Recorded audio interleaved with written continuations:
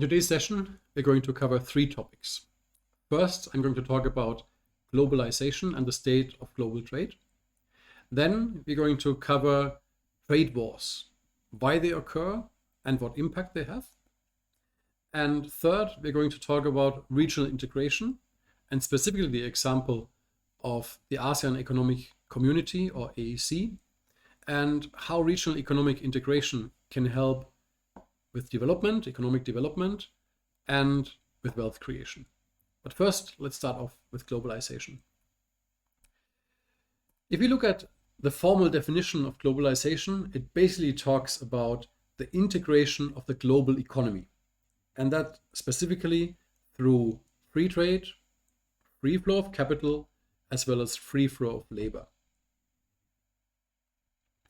Now, to visualize what globalization actually means, we have to look at global export or global trade, and exports are obviously equal to imports on a global basis. What we see here in this chart is that globalization really took off after World War II. So in the 1950s and thereafter, we basically saw an exponential growth of trade activity, and that is where globalization actually really picked up. Now, this lasted until the year 2008 when we had the global financial crisis, but we're going to talk about this a little bit more later. It is interesting when we look at overlaying this with per capita GDP. Now, assuming that per capita GDP represents global wealth on a global scale, then we see how this exponential growth of trade and globalization actually also help with exponential growth of global wealth. And we see after the 1950s here, really this per capita GDP pick up. Now, how this per capita GDP is distributed, that is one of the main points of criticism of globalization. So that's a whole different topic. But on average, what we can see when we look at those graphs is that world trade, at least on average, seems to also create global wealth. Now, why is there a problem? And specifically, what countries have a problem with globalization? Now, this chart becomes more clear if we actually draw a line. And this line that you see here is the trade balance. So it means that export and imports are equal for any country that is located on this red line here. And I want to draw your attention to the top right and the three countries that are depicted here. So we have the United States, we have China, and we have Germany. And the challenge and why we have a trade war recently and why there are so many problems with globalization is that the trade is not equally distributed, that there are net exporters, and the two big net exporters are China and Germany. And there's one big net importer, and that's the United States. To put some more recent numbers behind this, we see here the trade balance. So we see exports and imports. And this table shows that the European Union is, on average, a net exporter with about 300 billion positive trade balance. But this 300 billion can basically be explained by two countries, which is Germany and the Netherlands here. China also has a positive trade balance with about 400 to 500 billion. The United States, on the other side, is almost $1 trillion negative. So it has $1 trillion more imports than exports. And obviously, that's where the challenge lies. So if we look at the causes and the consequence of a trade deficit, such as the USA is running at currently. The causes, so for once, typically it happens when a country consumes more than it can produce. And the consequence of this is that it has to borrow from other countries, and therefore the debt level rises and creating a current account deficit. It can also happen if a country has raw materials, but doesn't have the technology to process those raw materials. This was the case for Vietnam in the past, where Vietnam had oil, but did not have enough refining capacity to process that oil into value-added products. And therefore, it had to re-import those higher value products from other country, and therefore was running a current account deficit. Now, the effects of trade deficit. So first of all, by importing, a country can raise its standard of living. So importing helps to access a wider variety of goods, lower prices, and therefore also lower inflation, and the confidence in the population to buy more than the country produces. However, importing more also can have a negative impact on jobs in the country, especially in certain industries, because jobs are created in those countries that the country imports from, and those jobs are of course not available in the country itself.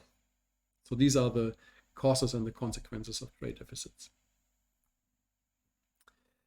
Now, what is interesting is that the recent development looks very similar for developing economies as well. So I just want to put out that chart here. It's not only the big countries and the developed economies that saw this trend of trade, but the same is happening also to developing economies.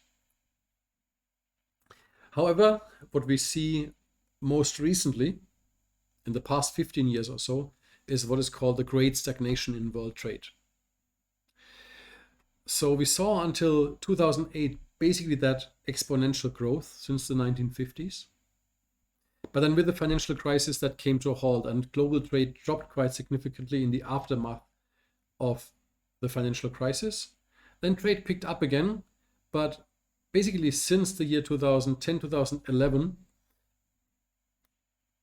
the growth is basically flat. So there's this stagnation, and we see global trade somewhere in between 16 to 20 trillion US dollars. Now, why is international trade slowing down? 3 reasons here. The first is that those mega events that we saw in the 1990s and the 2000s are wearing off. And those mega events are, for example, the collapse of the Soviet Union. And this allowed countries like Poland, Czech Republic, Eastern Germany to significantly grow, as trade also grew in these countries as they were opening up to the global economy. Then the second big mega event was China joining the World Trade Organization in 2001. And now 15 years or almost 20 years in, those events have stabilized, and the contribution that these events had is not so strong anymore, and therefore this effect is wearing off. Second, of course, the global financial crisis slowed down growth. And third, since the year 2015, basically, we see additional protectionist measures. So very quietly, governments around the globe added 539 trade restrictions in 2015 alone. And these trade restrictions included tariffs, government subsidies to domestic industries, or anti-dumping legislation. So these are the 3 reasons why international trade is slowing down. Now we have spoken about international trade. So I want to quickly make an excursion into economic theory and explain in terms of economic theory how global trade looks like and what effect it has. So what we see here is in basically 4 steps how countries gain from trade. A couple of explanations up front. The red line that you see here is the production possibility frontier. What does it mean? it basically means that this is how much a country can produce. And as we use simplification in economics, we just assume for a minute that we have two types of goods, good X and good Y. So for example, for Thailand, good X, for example, could be food, processed food, and good Y could be oil, for instance. So everywhere on the red line, this is what Thailand as a country could produce. The most extreme would be where this red line meets the X-axis. That would mean 100% production of good X, which would be processed food, packaged food. And where the red line meets the Y-axis, that would be 100% production of oil and related products. The blue line, the bright blue line here, is simply the ratio of price X to price Y. And where this line meets or touches the production possibility frontier, that's where the country has its optimum production and also consumption. And this is depicted here by point A, which is the intersection of X1, so that's the quantity of food, processed food that is produced, and Y1, which is the quantity of oil and related products that is produced. In this case, we don't have any trade. So it assumes that the country, in our example Thailand, has only these possibilities to produce, and it maximizes its wealth at point A. Now the gray lines that we see here are the indifference curves, also called country indifference curves or utility curves, which means that at any point on these gray lines, we are indifferent to the level of wealth and the level of prosperity that we create. So at the point A, we are at an optimum for our country, in this case Thailand, without any trade. So now we're going to introduce trade, and we're going to assume that our country, Thailand, is much better at producing good X, which is food and processed food, packaged food, and has trouble producing oil.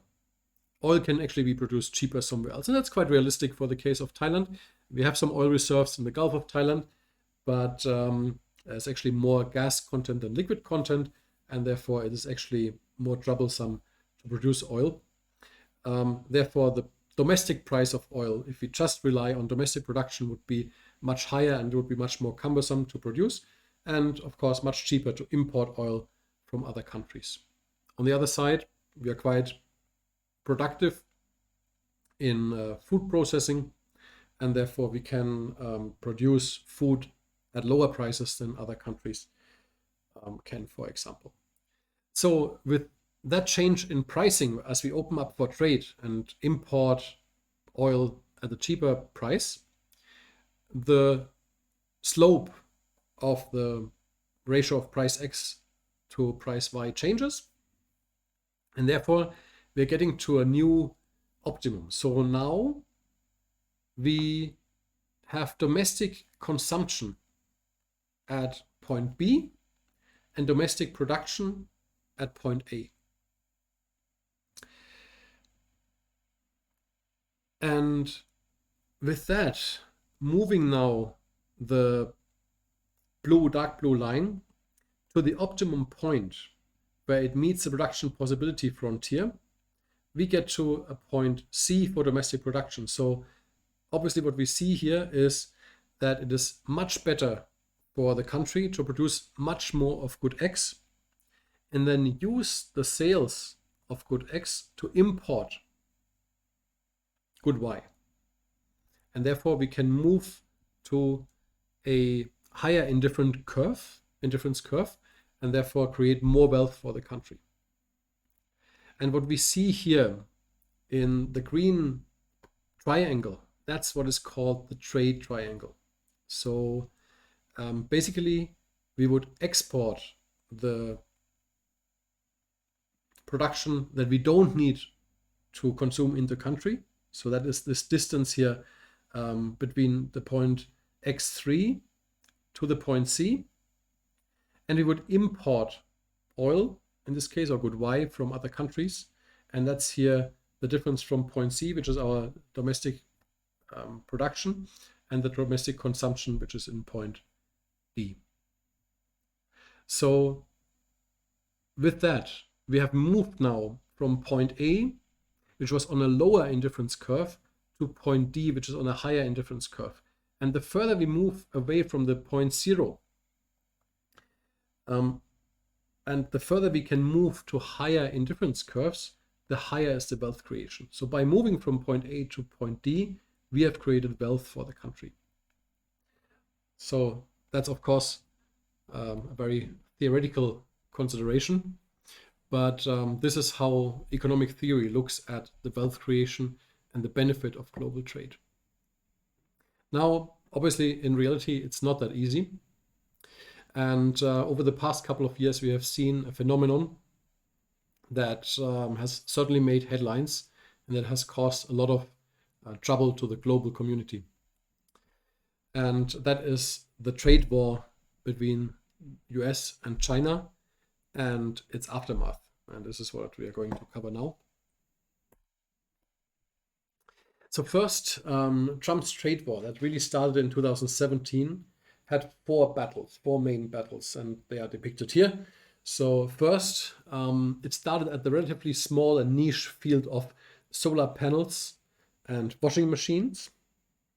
Then it moved to the second battle, which covered much larger and much wider steel and aluminum, and treated steel and aluminum as a national security threat.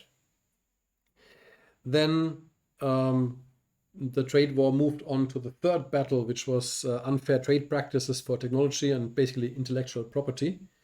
And then towards the middle of 2018, it moved on to the auto industry. And again, the talk was here about a national security threat. Why is China the main target of this trade war? It's very clear when we look at this table here, which shows the value of goods exported and imported by the US in 2016. So this is the net balance of trade. And we see here that obviously the US had the most negative trade balance with China by far. There's other countries too that the US had a negative trade balance with, but China clearly stands out as one country with the most negative trade balance for the US. An example of the impact of a trade war, here at the example of solar panels and washing machines, so the first battle really. So three impacts here. First is a cost to the American economy. So there were import restrictions imposed, and this would raise the price for solar panels and washing machines to US consumers. So the first ones who suffered were US consumers who had to pay higher prices for these goods. Then, of course, as a consequence, there were international ramifications. So trade partners, like in this case China, were looking for compensation and basically retaliated with trade restrictions and measures by themselves.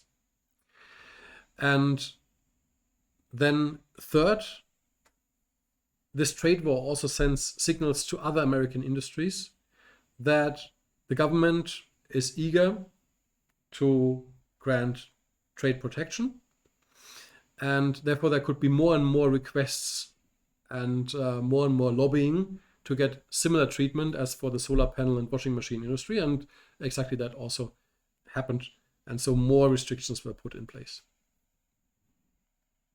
Who wins, who loses? So basically, those countries that were not impacted by the trade restrictions, they are the winners here. So they managed to increase their trade with the US. And we see for sure that the prices went up. The prices that US importers paid to small countries, bigger and richer countries, and countries that were exempted, especially countries that were exempted from the tariffs, we see here that the biggest increase actually comes from those exempted countries. So those countries that were not impacted by this trade war, they stood to be the winners. The impact on businesses, well, what we saw is at the stock market, at least, we saw a significant drop. Actually, the S&P 500 during the time of the trade war dropped about 20% from its peak. So there was a significant negative impact from those trade restrictions on businesses overall, and of course, in this case, the S&P 500, the largest US businesses. Now, this chart shows how the battles played out. Luckily, I have to say, there were more words than actions. So we see here the tariffs proposed in the lighter color, and in the darker color, the actual tariffs that were put in place. So we see here very significant amounts of 100 billion, 200 billion US dollars of restrictions, but the actual amounts that were put in place were luckily only like 3 billion at first, retaliated by China with another 3 billion, and then 34 billion also retaliated by China with the same amount. So I think luckily for the world economy, the words and the arguments that were put forward were stronger than the actual actions that followed.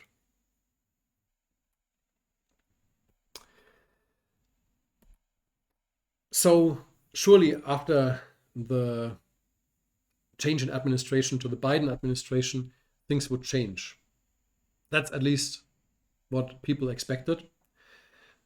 Unfortunately, that's not exactly the case. So this is a very recent article from the end of January. And here it says that Joe Biden won't lift the tariffs on Chinese imports because the Chinese side hasn't abided the phase one of the trade deal. So trade war is still ongoing, and I think in the near future will still cause concern to the global economy. Now, the positive news is that there are many regional pacts and regional agreements that are actually countermeasures to those trade wars, showing that many countries still believe in the benefit of trade and are willing to put forward measures to facilitate trade. And one of these is the ASEAN Economic Community, or AEC. So we're going to cover this for a little while. So let's start off with ASEAN, or the State Pact of Southeast Asian nations. So first of all, the vision of ASEAN is stable, prosperous, and highly competitive regional integration, and with that, achieving reduced poverty and reduced socioeconomic disparities between the countries. ASEAN consists of 10 member states, and the 10 member states are listed out here. And ASEAN overall, the ASEAN community, as defined in its vision for 2015, had 3 pillars: the ASEAN Security Community, the ASEAN Economic Community, AEC, which is the main part that we are going to cover here, and the ASEAN Social Cultural Community. Now we have to highlight here that because of the differences in culture, but also the differences in policies, and still some issues with peace in the region, the ASEAN Security Community, which is really about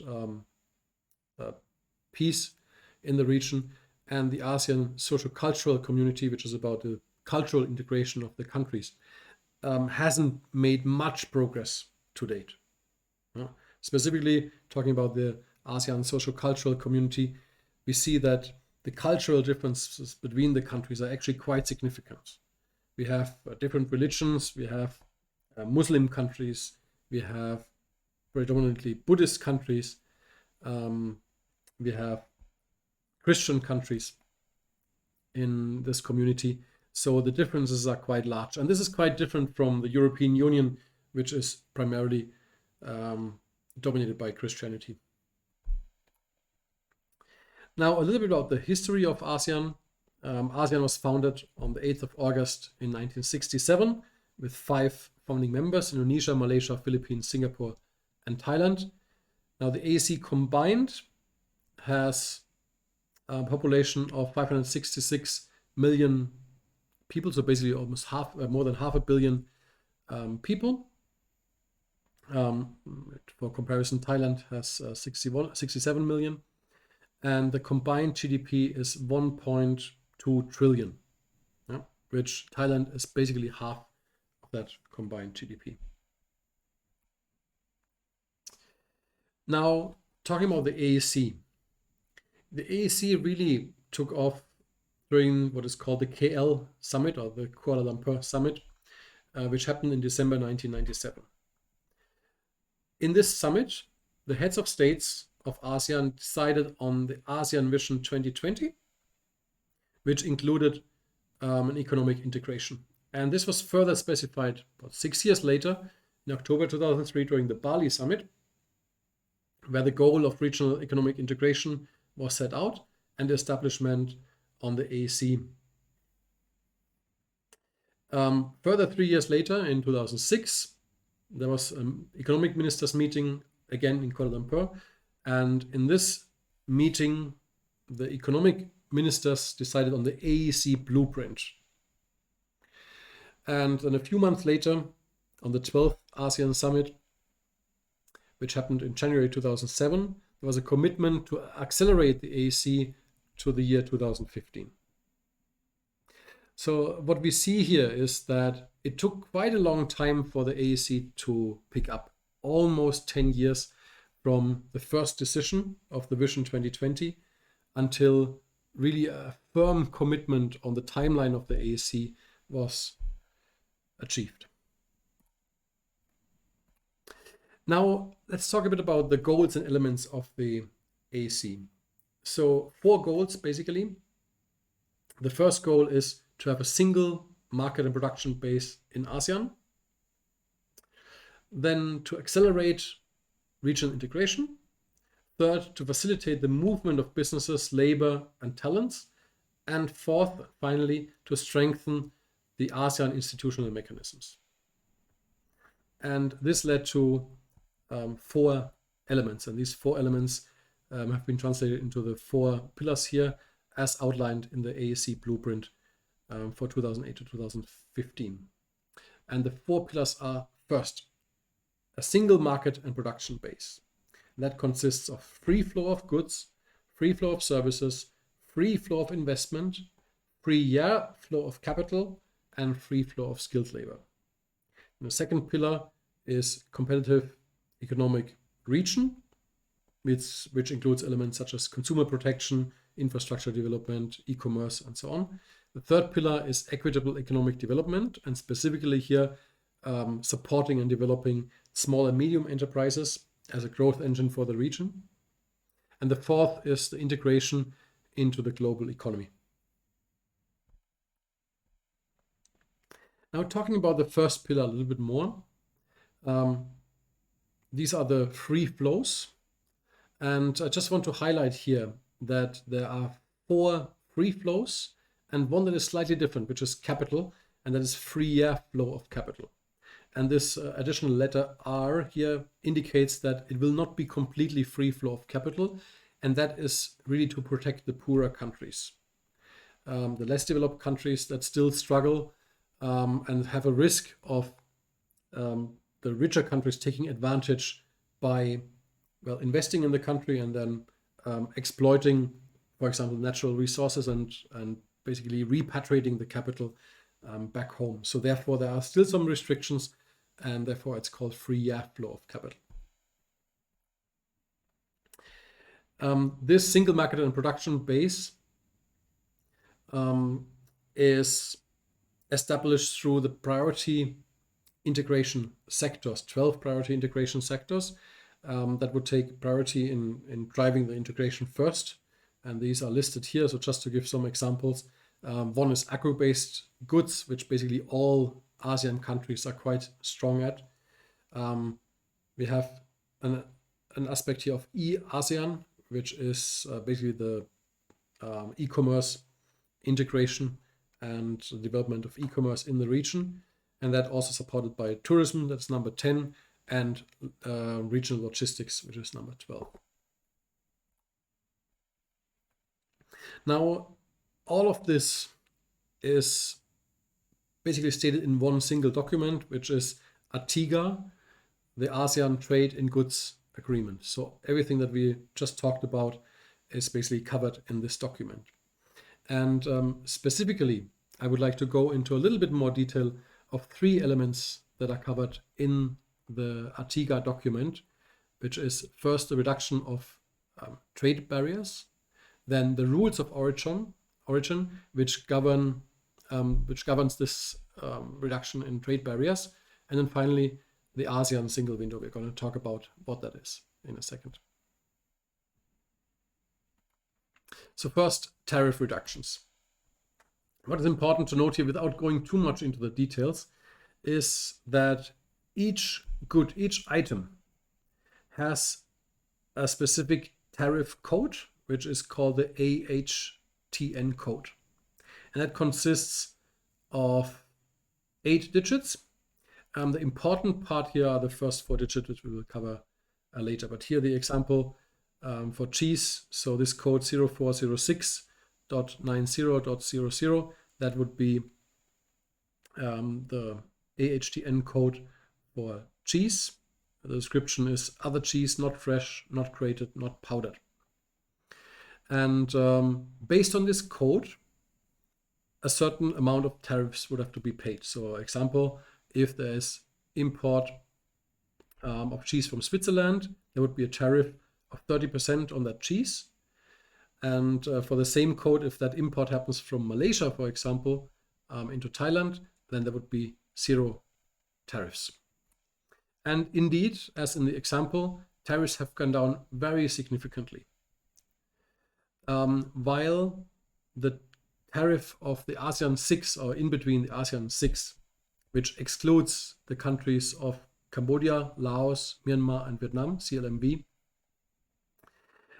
it has come down from on average 12.8% in 1993 to, post the agreement, 0.05% in 2010. So there are still some tariffs between those countries, but it's a very significant reduction of almost 100%, 99.6% reduction. Now, if we include the full 10 members of ASEAN, then that reduction has been about 76% of those tariffs. So especially between CLMV and the other countries, there are still some tariffs to protect the CLMV countries. Now, how to determine whether a good is actually qualified to have tariff reductions? Here, the rules of origin come into place. So rules of origin basically means that only goods manufactured within an ASEAN member state can benefit from those tariff reductions. And a product is said to be manufactured from a country when it meets either one of the 2 conditions. The first one is it has been wholly produced in that country, or it was partially produced, but with certain conditions that would still make it being considered as a good that originates from this country. So only if the product was manufactured in ASEAN or meets these one of these 2 criteria, then it qualifies for the tariff benefits. Otherwise, it doesn't. And here is the explanation of how the decision process works on whether a good is originated from an ASEAN country. So the first question is it wholly obtained or produced within ASEAN? If the answer to that is no, because it has been processed or partially imported, then the second question is if the product was additionally processed within ASEAN. If no, then it's very clearly an imported product and therefore it doesn't qualify for the tariff reductions. But if it was processed within ASEAN, then the second question is, does it meet the origin criteria? And this origin criteria is the regional value content is higher than 40%, or there was a change in the HS code. So the first 4 digits specifically that we talked about earlier. Then if one of these 2 criteria are met, then it would go to the third criteria, which is, do the operations fall within the minimal operations or processes that are specified? So for example, if there are only changes in packaging or only slight preparations for transport, then these would be called minimal operations, and therefore the good would not be qualified as a good originating from ASEAN. But if it's more than just those minimal operations, then it goes to the last, which is the question whether it passes through another third country outside of ASEAN before it is being declared. If that is not the case, then the product meets the requirements under the rules of origin, and therefore it can enjoy the preferential tariff treatment. Just as an example of how this works, so here we have non-originating materials, such as tea leaves, sugar, and any other ingredients, additives, and so on. They all have a different HS code. And when they are mixed with local water into a bottled tea drink, then this HS code would change at the 4-digit level. So it would be a completely new product that is created. And that product, that bottled tea drink, then could be bottled and sold as an ASEAN product, even though the ingredients such as the tea leaves, the sugar, and other, which are quite significant ingredients, are not originating from within ASEAN. They're imported, but since the 4-digit code changes to a completely new code, therefore it would be considered as originating from the country of production. Finally, I want to talk briefly about the ASEAN Single Window. That sounds very mysterious. Now, the challenge of trade within ASEAN still has been, until most recently, that it is very time-consuming and very complex because of the documentation. So we see here that trade between countries on the export and the import side can last anywhere from between 4 to 5 days in Singapore to as high as 26 days in the case of Laos here.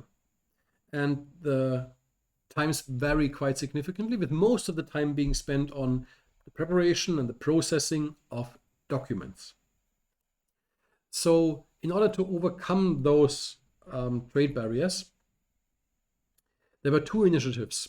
First, the implementation of what is called a national single window. And then finally, the integration of all these national single windows into one single ASEAN window. Now, what do we mean by window? It's basically a platform. It's a platform that covers all the documents. So for example, customs documents, with the banks, chambers of commerce, logistics documents, insurance documents, any other relevant documents with other relevant authorities. So basically, exporters and importers could access one single platform and upload and provide all these documents on this one single platform called the National Single Window. And that would, first of all, standardize all documents across within the country and across all these different channels and players. And second, importers and exporters wouldn't have to reproduce these documents every single time, because they could be stored and saved on that platform and could be reused for further processing or for other import and export processes later on. Now, the ASEAN Single Window basically connects all these national single windows. So basically, by standardizing the national single windows across all of the 10 countries, and then combining it with one ASEAN single gateway, we could then exchange data between the different countries and therefore facilitate the trade between any and among any of those countries. With a consequence of 5 benefits. So first of all, much more accurate supply chain planning, increased predictability, increased transparency, then increased efficiency in customs, paperless clearance, so a lot of the pain of preparing paper documents and sending and transferring paper documents would be taken away by electronically storing the information. Then, as I mentioned already, the data could be reused, so information can be exchanged, stored electronically, and therefore the data also reused for other purposes later on. And then last but not least, of course, cost savings, because there's less documentation, savings in logistics, in storage, in cargo insurance, and so on. Now, this was in a nutshell what AEC is about, some of the elements of AEC, and then also some of the benefits, especially for trading companies.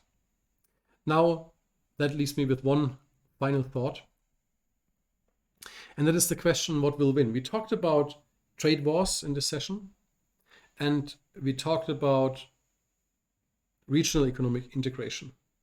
And it's a little bit shown in this page.